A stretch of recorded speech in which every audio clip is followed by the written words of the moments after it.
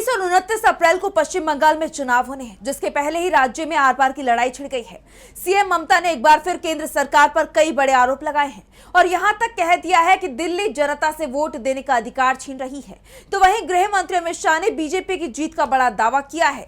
तो क्या चल रहा है बंगाल की सियासत में, जानने के लिए देखिए ये रिपोर्ट। पश्चिम बंगाल में जल्दी चुनाव होने वाले हैं, जिसे लेकर राज्य में आरोप प्रत्यारोप का दौर जारी है। चुनावी रैलियों में टीएमसी और बीजेपी एक दूसरे पर आरोपों की बौछार कर रहे हैं।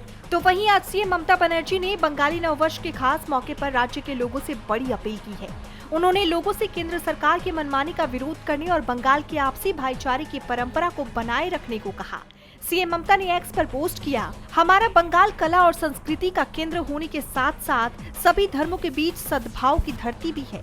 कुछ बुरी ताकतें बंगाल को नष्ट करने के लिए खड़ी हो गई हैं। दिल्ली में बैठे शासक लोगों के अधिकार छीन रहे हैं, जिन्हें सबक सिखाना जरूरी है।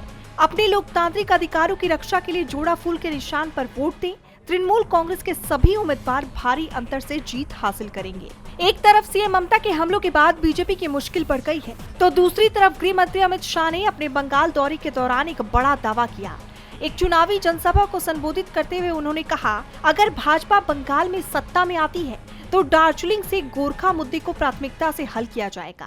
गोरखा नेताओं और कार्यकर्ताओं पर दर्ज सभी पुराने केस वापस ले लिए जाएंगे। यानी एक तरफ टीएमसी बीजेपी की पोल खोल रही है, तो दूसरी तरफ बीजेपी अपनी जीत का दावा कर रही है। राज्य में 23 और 29 अप्रैल को चुनाव होने हैं, जिसके नतीजे 4 मई को घोषित होंगे। अब इसी पर सबकी निगाहें टिकी हुई है। डीबी लाइव पश्चिम बंगाल की रिपोर्ट।